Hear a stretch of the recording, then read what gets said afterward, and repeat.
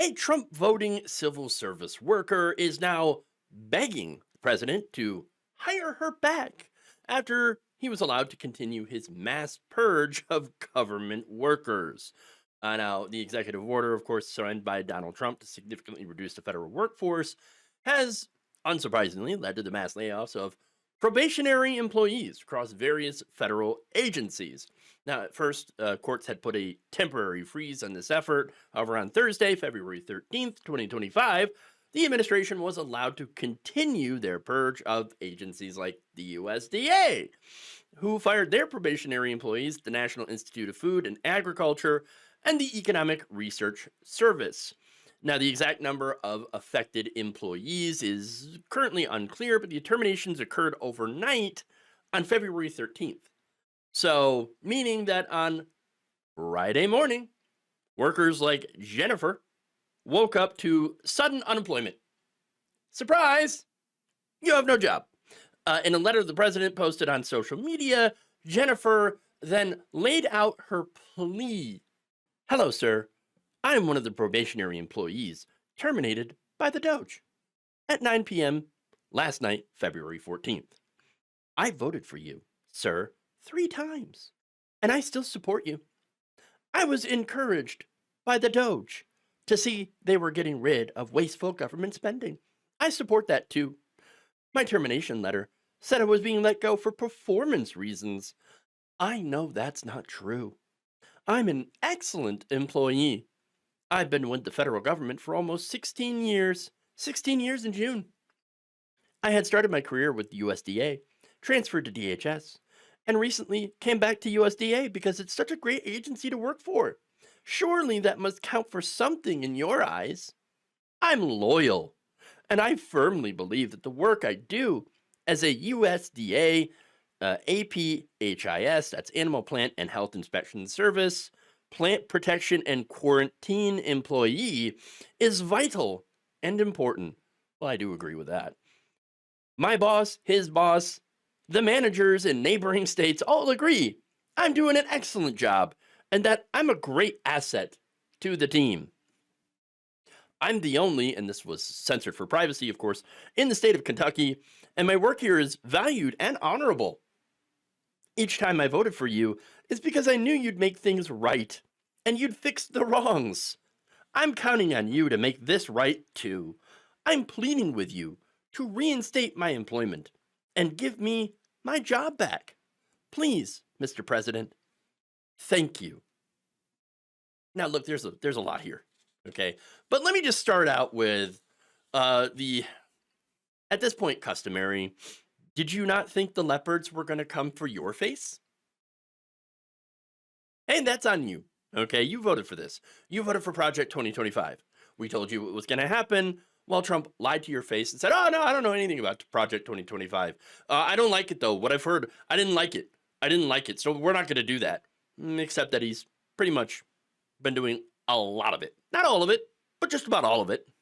Now, assuming, of course, this is a real letter, and I don't see why it wouldn't be, okay? Republicans have been saying for decades, yeah, you know what the real problem is? Government, lazy government workers. Their solution, of course, is to dismantle it and privatize it. Now, when Trump talked about, we got to get rid of the administrative state, okay? And his supporters, well, this is exactly what they meant. If you're a government worker, you are the administrative state, okay? And by the way, when they also talk about waste, fraud, and abuse, guess what? That also means you, okay? They're blaming all the waste, fraud, and abuse on civil servants, which again, there's no evidence of widespread waste, fraud, and abuse, okay? Look, people who are just literally working to safeguard our food are the enemy, according to the right wing, okay? So now, look, one of the reasons that they want this, right, the Trump administration is dismantling this administrative state is because corporations do not want oversight. They do not want the inspectors, okay? Why? Why would you not want inspectors? Really? They're going to cut corners. That's the whole point. Cutting corners, not for the sake of cutting corners, but for the sake of saving money, okay? Not so they can give it to the workers, by the way, so they can give it to themselves. That is the ultimate goal here, is to save money, these corporations, so that they can pay themselves more. That's it. That's it. Elon Musk's Doge, the Doge, is not about saving taxpayer money. It is to stop the government from coming after him and his rich friends for violating regulations in the workplace. Okay? That's what they're doing. They're dismantling not only regulations, but just entire regulatory agencies and saying you can't do this. You can't put rules on us. Okay? But there's a reason for these rules. There was a reason that regulations were put there in the first place. It's because companies would consistently violate safety.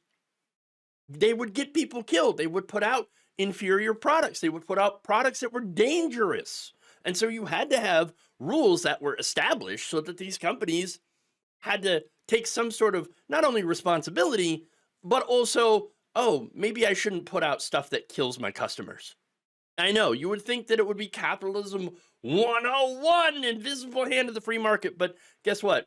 More often than not, that invisible hand ends up strangling average people. Okay?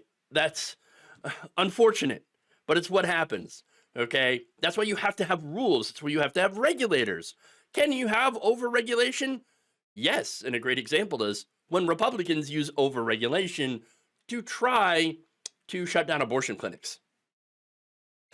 So, gee, I wonder where they got that idea that there's overregulation. Oh, right, it's because they use it, okay, to try to stop their competition or try to stop things that they don't like, don't agree with. It's all projection with them, okay? Now, look, the less rules, speaking of Elon Musk and these companies, the less rules they have to follow, the more money they make. Okay, so again, it doesn't matter to them if they make dangerous products that catch on fire, which, Teslas have, or when they crash into school children, okay, as long as he can make them more cheaply and then sell them for a substantial profit. That's why they're getting rid of these agencies and the workers that staff them, okay? Not about saving taxpayer money at all. It's not even about getting rid of bad employees, okay? These probationary period employees, it's not that they were underperforming, okay? It's not that they were performing badly. No, the probationary period on government jobs lasts somewhere between 1 to 2 years, okay? And depending on the agency, and it has nothing to do with performance, okay? It's just the amount of time that you're working there. That's it. And so getting rid of these agencies and firing these employees is only about saving rich people money. And look, it's even more obvious when you look at what they're cutting, okay?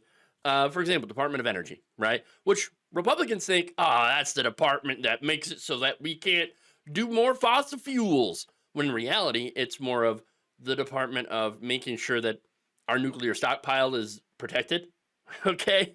But anyway, they fired people in the Department of Energy anyway, and then some were rehired. But they recently fired between 1,200 and 2,000 employees, including staff from the National Nuclear Security Administration and the Loan Programs Office at the DOE. Department of Veterans Affairs has terminated more than 1,000 employees who are in their probationary period. The U.S. Forest Service, approximately 3,400 employees, which accounted for about 10% of the Forest Service workforces, have been laid off. While public safety roles, such as firefighters, were exempt, thankfully, critical positions related to wildfire prevention, road and trail maintenance, timber production, and watershed restoration were affected, according to Politico. Great. Lovely. Of course, you also have the Consumer Financial Protection Bureau, which has seen significant terminations, including those beyond probationary employees, just completely gutted. The agency recently fired 73 employees probationary before a new round, according to NPR. Close to 100 term employees. Those with set-length contracts were also let go as part of a mass layoff initiative. The Department of Education, of course, which sent out termination notices to those that were within their probationary period, which is about 60 so far that have been let go. The Small Business Administration, which had dozens of probationary employees getting termination notices on Tuesday, effective immediately, and the General Services Administration, which is responsible for managing federal properties and procurement, recently began terminating their recent hires on Thursday. So all of that, notice how the stuff that he's going after is stuff that basically regulates corporations or manages public assets, which again, they want to break off those public assets and make them private for the gains of certain companies. Okay. It is not about tackling waste, fraud, and abuse. It's about removing civil servants that make government function so that they can privatize some of those services or just do away with regulations completely. And it is worse too than that. Elon Musk recently told the World Government Summit in Dubai, quote, "I think we do need to delete entire agencies as opposed to leave a lot of them behind. If we don't remove the roots of the weed, then it's easy for the weed to grow back." And the weed, of course, he's referring to is agencies like the Consumer Financial Protection Bureau, which got back $21 billion to taxpayers that were defrauded by corporations. Okay, a massive return on public investment, but something that these corporations and people like Elon Musk do not like. It's very obvious what this is about. Sadly, you had people like Jennifer who bought the propaganda hook, line, and sinker, and as a consequence, voted themselves out of a job. Well, congratulations, you effed around, and now you're finding out. The Trump administration is scrambling to hire back the nation's nuclear weapons experts after the dum-dums over at DOJ had them fired. 3 U.S. officials who spoke to the Associated Press said up to 350 employees at the National Nuclear Security Administration were abruptly laid off late Thursday, with some losing access to their emails before they even learned that they were fired, only to try to enter their offices on Friday morning to find that they were unceremoniously locked out. Lovely. These employees were part of a DOJ purge across the Department of Energy that targeted about 2,000 employees. One of the hardest hit offices was the Pantex plant near Amarillo, Texas, which saw about 30% of the cuts. Now, the workers there, they work on assembling nuclear warheads. Yeah, that's one of the most sensitive jobs across the entire nuclear weapons enterprise, and of course requires the highest levels of clearance. But you know what? Let's get rid of him anyway. Whoopsie. Whoopsie. Oh, do we need him back? Uh-oh. Yeah, there's no way that this could possibly get worse, right? Well, I probably shouldn't say that because it likely will. Oh, wait. Nope, too late. On Friday, National Nuclear Security Administration officials attempted to notify some of those employees who had been let go the day before that they are now due to be reinstated because, you know, they kind of need them because national security. However, they cannot seem to locate them. They're gone. They're gone. Bing, bing, bing, boom. It's gone. Oh boy. In an email sent to employees at NNSA and obtained by NBC News, officials wrote, "The termination letters for some NNSA probationary employees are being rescinded, but we do not have a good way to get in touch with those personnel." Oh. They're asking recipients of the email, please work with your supervisors to send this information, once you get it, to people's personal contact emails. You know, because they're locked out of their work emails, obviously, thanks to the blunderkins over at Doge. Shout out to the viewer who gave me that idea. Look, that said, if they do find these workers and manage to contact them, all right, yeah, maybe some of them will come back, but there's no guarantee. I mean, because their jobs are not a guarantee. Look, many of the federal employees who had worked in the nation's nuclear programs had spent their entire careers there. And we're not just talking about the probationary employees here, but there's a reason that there were so many of them. It's because you had a recent wave of retirements. You know, And not only did that cost years of institutional knowledge, right, but also brought in a bunch of people who, again, were probationary employees. And there's, I got nothing against them. Um, but now, since they have that probationary, designation, that made them an easy target for Doge. Okay. And so now that situation, the brain drain, the inability, instability, I should say, of government jobs under a Trump administration, complete and utter disaster. In fact, one NNSA nuclear safety specialist fired on Thursday because she was a 2-year probationary employee, told NBC News that, yeah, I'm still locked out of my email, but, that her manager had called her to inform her that the termination was rescinded and to report back to work on Tuesday. Now, she said, quote, "I will be honest, I intend to keep looking for work. I will go back, but as soon as I find another role, I'll be leaving. Bye." So that's what's happening. That's it. See you later. As soon as they get another offer, they're out the door. Asked why she will still be looking for employment elsewhere, she said that she has, quote, "no faith I will keep my job." And there it is.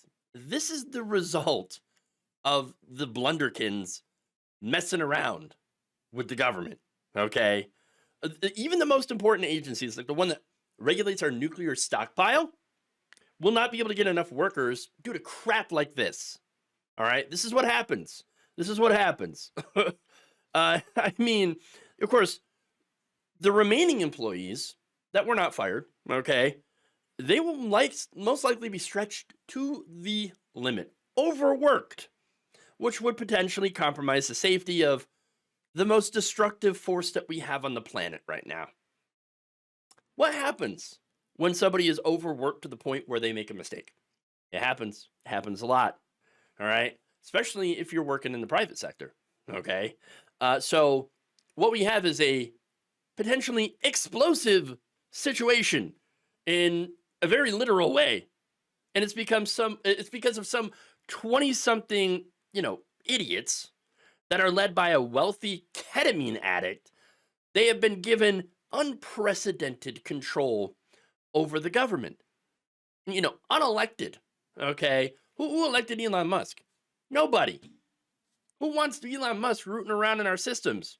A bunch of right-wingers, but they're not exactly the most intelligent people when it comes to government. Stupid. Okay? I would say more ignorant than anything, but, anyway.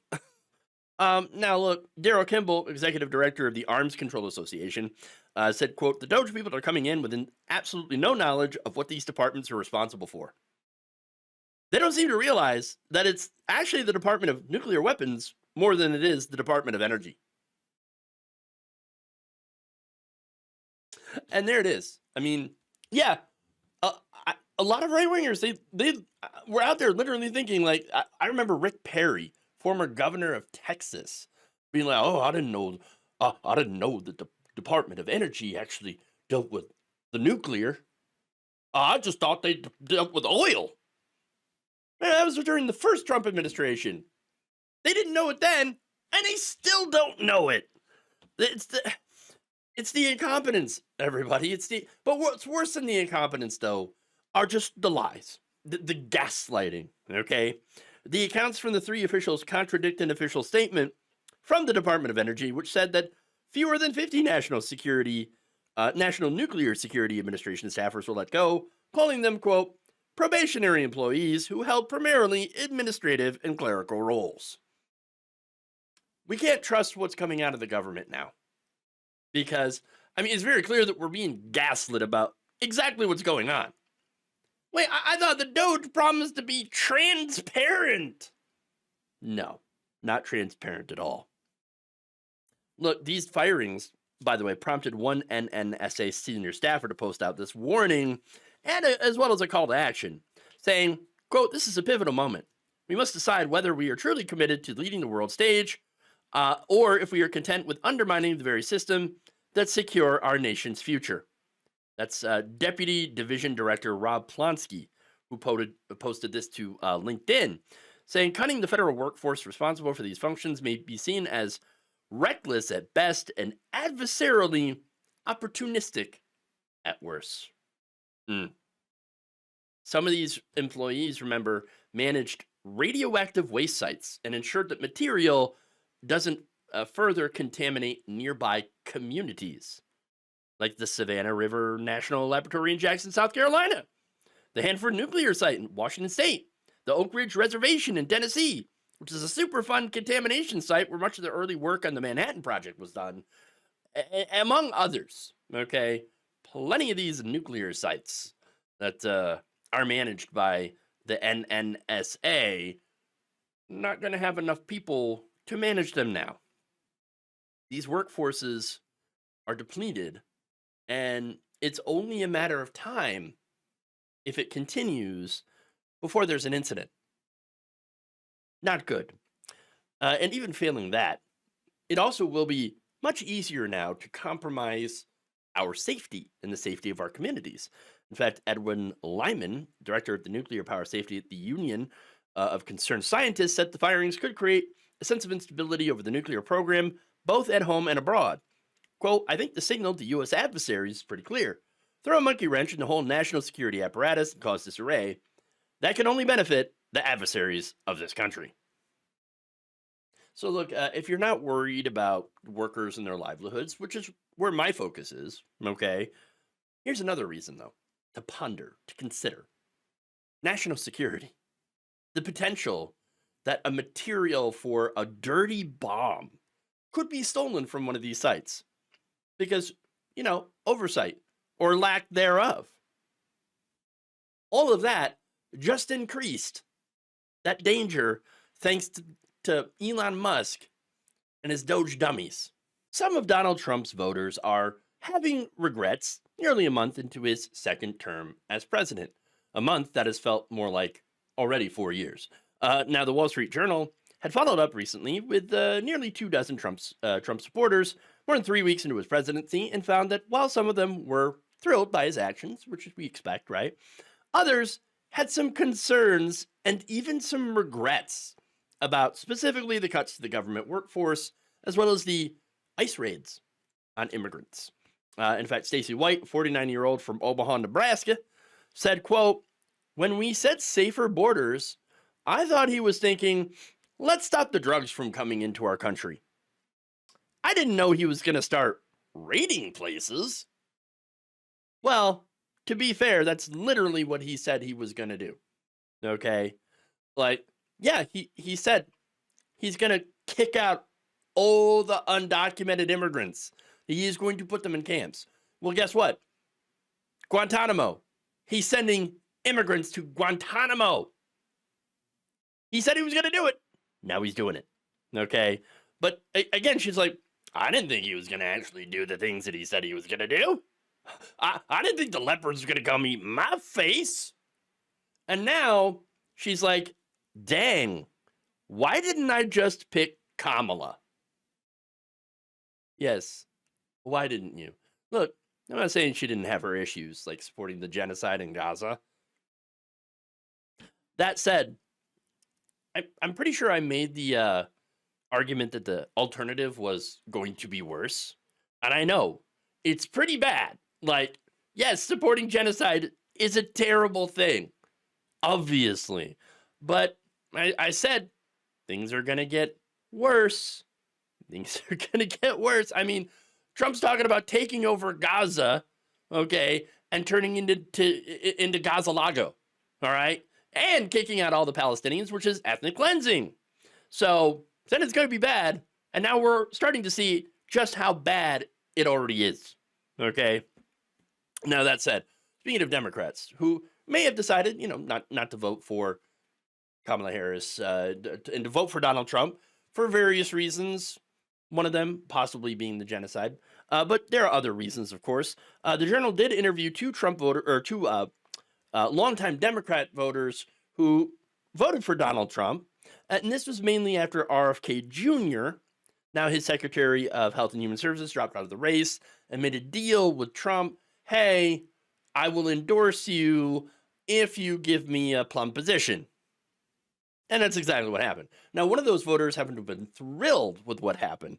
In fact, this is 64-year-old holistic coach from Cornville, Arizona, Todd Winant, saying he's done more in less than a month than most presidents have done in their whole term. Yeah, well, that's because he's illegally usurping the power from Congress and consolidating it into the executive branch. Basically, being a dictator. Congratulations, you're in favor of dictatorship. Great. Now, that said, Winant praised Trump's talks with Russian President Vladimir Putin to end the war in Ukraine, as well as the mass deportations. And he said that his whole nervous system relaxed when he nominated Kennedy to oversee health and Tulsi Gabbard, to lead the intelligence services. Look, Tulsi Gabbard is one of those people who realized that she could get much, much further on the Republican side than she could as a Democrat. And so, yeah, it's pure opportunistic power grab, okay, when it comes to her. But anyway, I want to see how this guy feels in the next few months, okay, when the stuff really hits the fan, all right? Now, that said, he's in favor, but his fellow Kennedy to Trump supporter Emily Anderson feels a bit differently. Oh, interesting. What does she have to say? Quote, I feel so stupid, guilty, regretful, embarrassed is a huge one. Damn. Now, Anderson is from Duluth, Minnesota, and she said, I am absolutely embarrassed that I voted for Trump. And you should be. Just saying. Hey, but you know what? Takes balls to admit that. So good on you. Unfortunately, the damage for your vote is already done. Now, the 30-year-old longtime Democrat had been attracted to Kennedy's "Make America Healthy Again" messaging, but now she calls her Trump vote the, quote, biggest mistake of my life, citing his focus on the deportations and the ridiculous moves like banning paper straws and renaming the Gulf of Mexico the Gulf of America. Well, yeah. Here's the thing about Trump and MAGA. They're never about real solutions to complex problems, okay? This is about low-hanging fruit, all right? Mass deportation does not solve the problems with our immigration system or our economy, okay? Deporting all these people, these workers, actually hurts the economy, hurts our farmers, our agriculture industry, okay?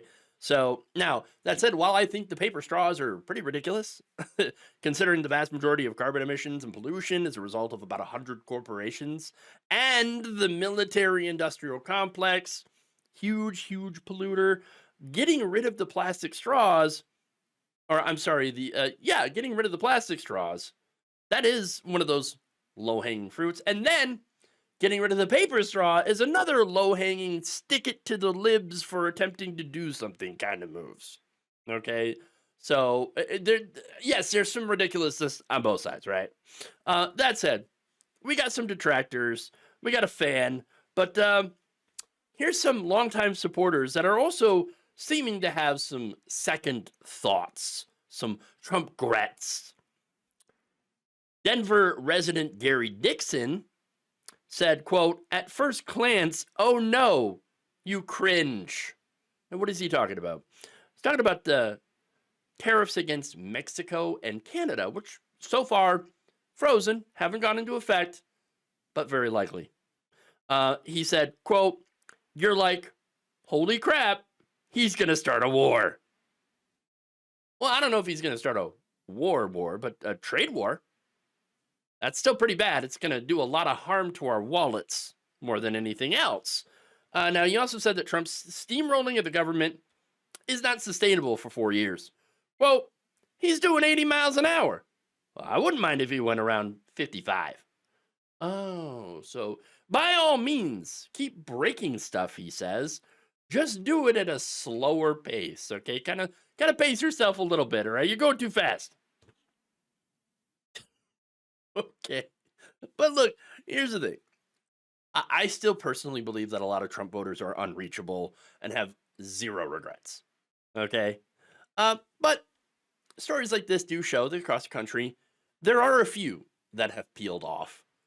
And that's because I think they've seen that things are not getting better, that he's not really focused on the things that he talked about during his campaign, or they didn't actually believe that he was going to do the things that he campaigned on, and then he actually started doing them. And they're like, uh-oh. Oh, this is not what I was asking for. Oh, no. Look, egg prices, they're not going down. They're going up. Grocery prices are up. Inflation is up. And Trump has done nothing to combat any of those things. Hasn't even called on Congress, because the president, of course, doesn't control those things, right? But he hasn't even called on Congress, hey, pass a bill, right? So that I can sign it into law. Hasn't done any of that. No. The bills that they're passing are stuff like, I don't know, let Trump have a third term, turn Greenland into red, white, and blue land. Okay. That's just the nonsense that we're seeing coming out of the Republican majority in Congress. That's what they're spending their time on. All right. It's absolutely ridiculous. And look, right now, we're still at the beginning. We're still at the tip of the shipberg. Okay. Unemployment is sure to go up, and it already has in the Washington area because of Doge firing so many government workers. And then, of course, you have the tariffs on steel and aluminum that have put into place. And that's not including the tariffs against Mexico and Canada that may still yet go into effect. This is just the start of this disaster. And I have a feeling that it's going to get much, much darker. And along the lines, it's my hope that more of these people who voted for Trump come to realize, uh-oh, I made a huge mistake. Within hours of officially getting the job, HHS Secretary Robert F. Kennedy Jr. used his power to target antidepressants that literally save people's lives. Now, his department released a statement saying that he would be looking into any threat posed by the prescription of selective serotonin reuptake inhibitors, or SSRIs, these class of prescription drugs, which includes things like Zoloft, Lexapro, and Prozac, used by over 13% of American adults. And while they do carry some side effects, which are not great and are not recommended for some patients, obviously, SSRIs are widely prescribed and has significantly decreased the prevalence of unaliving yourself, basically, according to a study out of UCLA. Now, that said, Kennedy is one of those people who thinks, well, if you're depressed, just stop being depressed. Problem solved. Oh my God. These people. Stupid. No idea. Now, it's worse than that, though. He has referred to people who take SSRIs as addicts. Oh, you're addicted to not being depressed. What? Which is, again, it's really funny coming from a former heroin addict, okay? And during a 2023 live stream with now colleague Elon Musk, he falsely claimed that there is, quote, tremendous circumstantial evidence that individuals who take SSRIs are more likely to become school shooters. There is absolutely no real evidence of that, okay? Correlation does not equal causation, buddy. Well, we got some circumstantial evidence. We're going to have to look into it.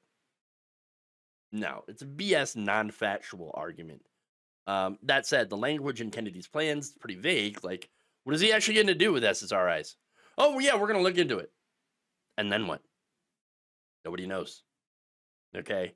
If he ends up restricting them, which a lot of people are concerned that he's going to, that's going to cause some serious problems down the road. Look, one of the reasons why it's difficult to get off these medications is because the depression doesn't go away. Okay, these are neurological problems, chemical imbalances in the brain. Okay, and these medications, they don't get rid of those imbalances. They do help. They help to mitigate them and to make people feel better. This doesn't go away, obviously. But when you're taking medication, you're actually less likely to unalive yourself. Okay, or ironically, seek out harder drugs to combat the overwhelming depression.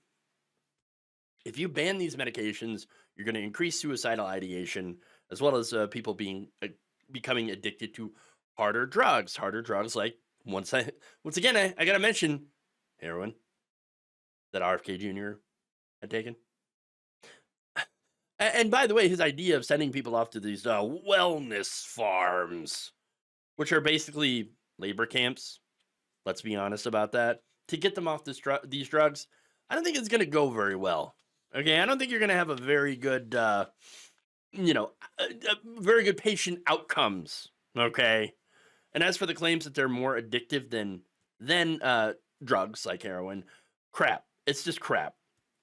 In fact, Keith Humphreys, who studies addiction at Stanford, told NPR in an article debunking Kennedy's claims, quote, "Antidepressants and heroin are in different universes when it comes to addiction risk. In my 35 years in the addiction field, I've met only 2 or 3 people who thought that they were addicted to antidepressants versus thousands who were addicted to heroin and other opioids." Look, I'm not saying that there isn't evidence out there that showing that coming off SSRIs can be pretty challenging, right? Partly because the underlying condition still exists, right? But also because the medications themselves can cause withdrawal effects. That's true. But for most people, it's very unlikely that coming off those could be as difficult as somebody coming off of heroin. They are absolutely not the same thing. SSRIs can help people become functional, feel functional, and actually live your life. Okay? Yes, that's something, along with drugs like Adderall as well, right? And I know there's a lot of people that abuse the Adderall, it's those college kids, right?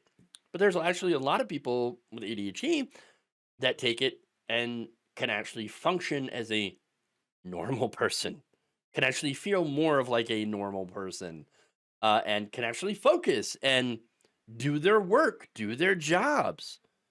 There are so many people that, actually owe their ability to function to these medications. And yet RFK Jr. is like, no, let's just get rid of them. Let's get rid of them because they're causing so many problems.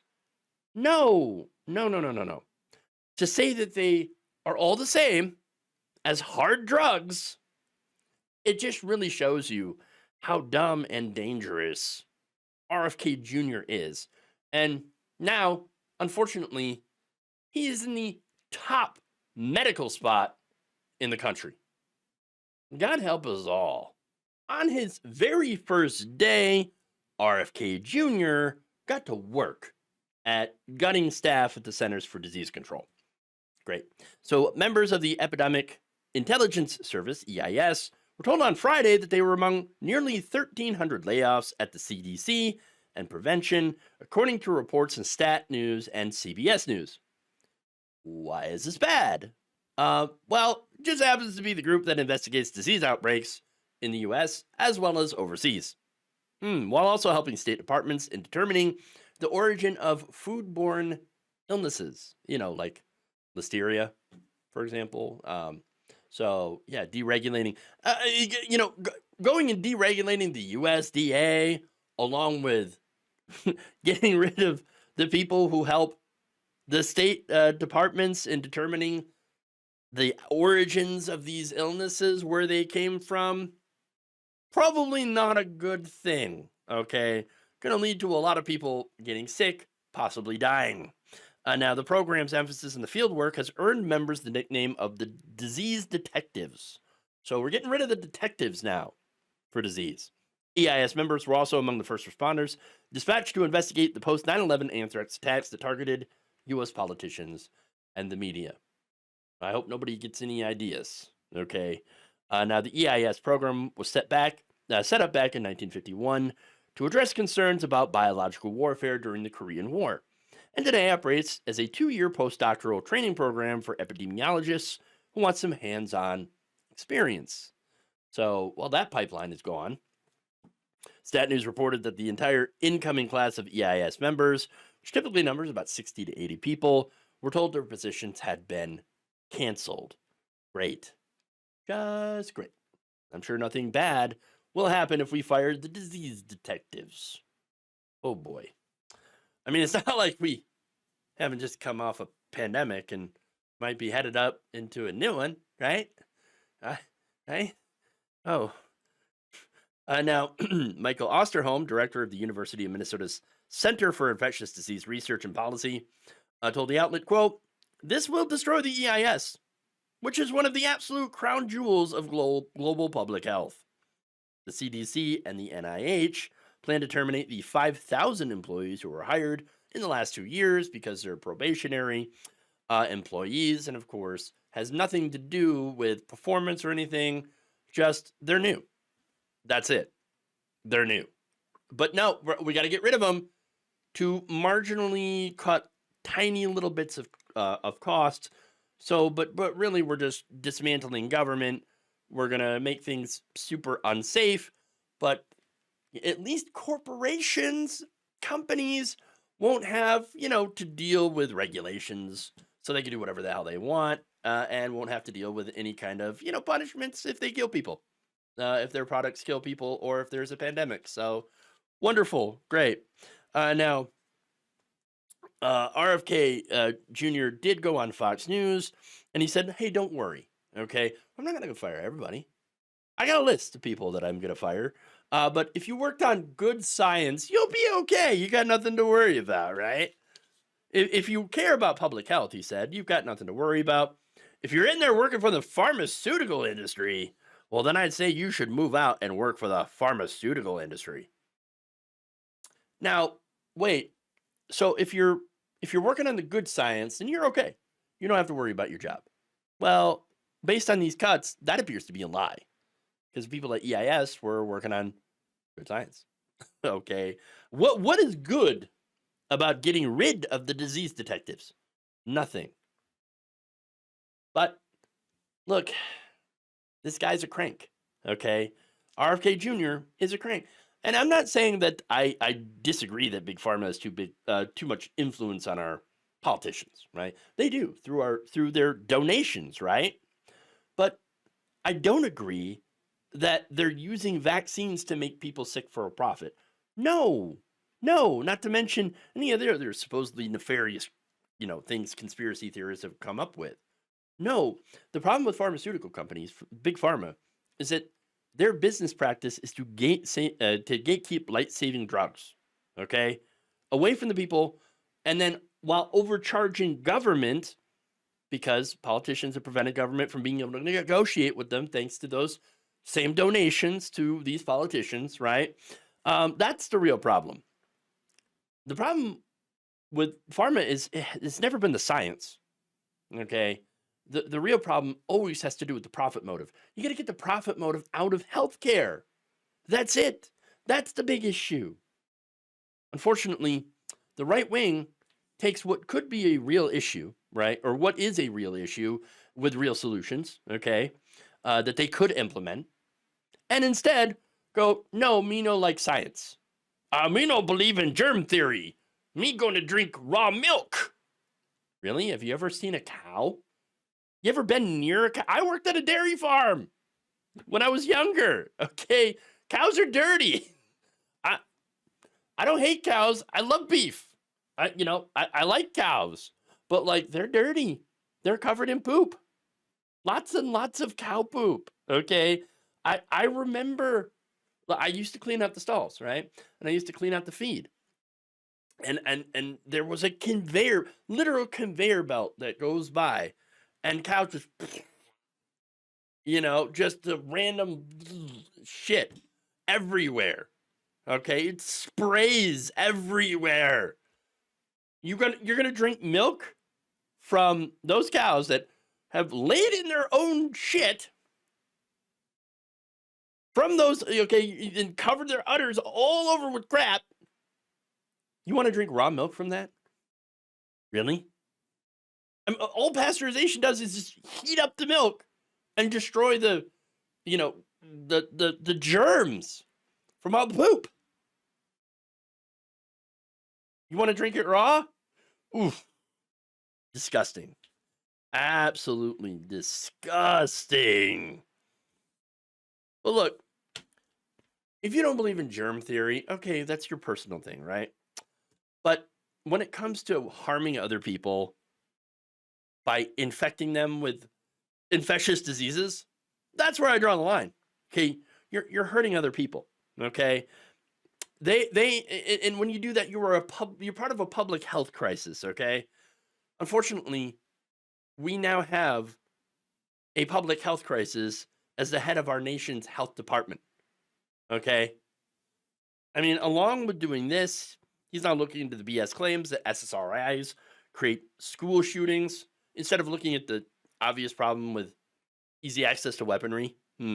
He's also legitimized debunked claims that vaccines cause autism, which is ridiculous. It's not only damaging to vaccines, to vaccination, okay, which prevents these old-timey diseases from coming back and killing people, but it's also damaging to those who have autism. Okay, this is not a condition to be feared or blamed on vaccines. It's a developmental disability, and it requires understanding, resources, and support, none of which will be given under this administration. And by the way, we still have a long way to go before we give the proper resources and support to people dealing with autism. I mean, the healthcare system and the workforce haven't really, been providing support in an adequate way. They've just started to, but now all of that's going backwards. Okay. And that's among the other issues here, right? I got no problem taking on ultra processed foods. That's great. Yeah, let's get a lot of the sugars out of the food, right? Yes, let's not subsidize the hell out of high fructose corn syrup. Okay. Yes, let's get healthier foods, right? I remember when Michelle Obama wanted to ensure healthier lunches for children, right? And I also remember when the right wing cried about that for years. Okay. Oh, how dare you to try to help go healthier lunches for kids? Obama. Yeah. So, I mean, that's the result here. All right. Look, at the end of the day, we are in for so much trouble over the next 4 years as a result of this. I mean, Dr. Ann Shushat, a former CDC official, told CBS News, quote, "The country is less safe. These are the deployable assets critical for investigating new threats from anthrax to Zika." So now the question here is, there's negligible savings, obviously, right? So Doge claims to be saving taxpayers, so much money, oh my God. It's a fraction, tiny bits, right? No, the real issue is you're destroying the administrative state. That's it. Just because you hate government, okay? But the question, though, is why wouldn't we want to know about these threats? Okay? Well, do you remember during the pandemic when Trump wanted to stop counting how many new cases of, coronavirus people were getting because it made him look bad? Well, this is part of that, okay? Let's just stop counting new cases of anything. Because when it gets reported, it makes me look bad. I mean, if we just ignore the viruses, we ignore the tuberculosis outbreak in Kansas and other states, if we ignore the large measles outbreak in Texas or the bird flu, if we just ignore all that, then it doesn't exist. And it doesn't make us look bad. But it's not my problem. I can't be blamed for it. That's what we're doing right now. And that is just extremely irresponsible and downright deadly. Thank you for watching. If you enjoyed this video, please like, share, subscribe, hit the bell icon in order to get notified whenever a new video is released. And if you want to support independent, progressive media through this difficult time where it seems like everybody is shutting down, you can become a member on our YouTube page, you can become a subscriber on Facebook, or you can go to my Patreon. It's patreon.com/Jeff Waldorf. Thank you.